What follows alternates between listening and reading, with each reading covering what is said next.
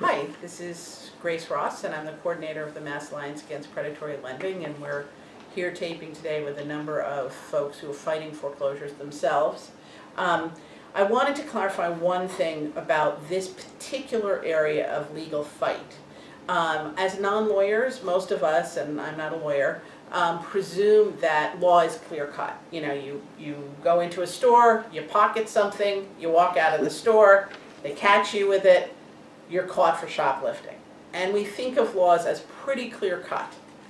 In this area of laws that affect foreclosures, and in Massachusetts foreclosures are not done through the courts. So there's a whole bunch of rules put in place about how they're supposed to auction a property to make it legal, but there's no judge overlooking the process. And given that the financial industry decided in the early 1990s that they wanted to figure out ways to make way more money and not put nearly as much money in, they ended up creating a bunch of standard operating procedures that are not legal.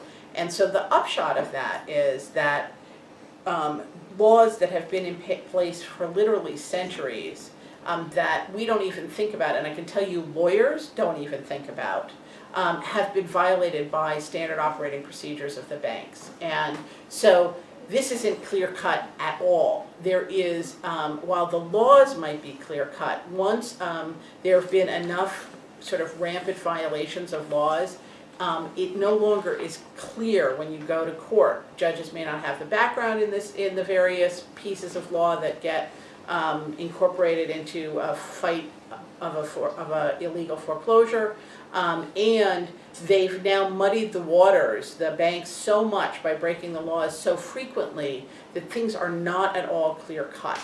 So we can tell you what the laws are, and the more people fight together, the closer we will get to reimposing actual law on what's become a very lawless situation. But do not expect things to feel clear-cut. In fact, law changes over time. All laws do. They evolve over time. Hopefully, as people fight for justice, we get clearer about, you know, what are our discriminatory institutions, or we get clearer about the right for everybody, for instance, to vote, if people organize over time. But law does change and it shifts, and so as you're trying to understand what happened in your case, we can tell you what the laws are supposed to be, and we can tell you what has been done that is mostly illegal, but you're going to have to find within yourself the strength to stand for what you know is right, regardless of confusion that may reign around you as you fight for that. And you know, one way of framing what's happened is that we have a constitution that's supposed to be about protecting equally your life, liberty, and property. And the reason that property got included in there is because actually the last time that people were illegally having their homes taken away at the kind of rates that we're seeing today was probably right before the American Revolution. So after the Revolution was fought, when people were writing up the new government, they recognized that life, liberty, and property, when property means your home and often your business, can be just as devastating to lose, particularly if they're taken away from you illegally. Part of how we ended up here is that we are now coming off of the end of the first generation of women heads of household and people of color really being able to buy homes in large numbers. Thanks to the civil rights movement, the ability of folks to just discriminatorily refuse to let people of color purchase a home was mostly removed.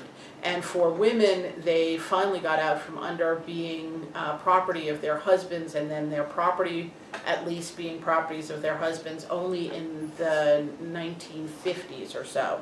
So we finally saw enough wealth building up in communities of color and women heads of household that they could purchase homes. But they were the ones targeted for the illegal mortgages. And as the industry took apart the rights of people of color and women to own a home, oh, this worked. So then they took it apart for everybody. But it's actually, in some ways, you could define this as a fight for whether our constitutional right to property means anything or not. And that's a fight all of us should care about. The fact that we gotten into this because the rights of people of color and women are not typically taken as seriously does not mitigate the fact that at this point, this is an equal fight for everybody, because at this point, your right to own your home is slipping away from you, whether you know it or not, whether you're facing a foreclosure or not. This is everybody's fight. And we get there by changing the laws, enforcing the laws, and creating new law.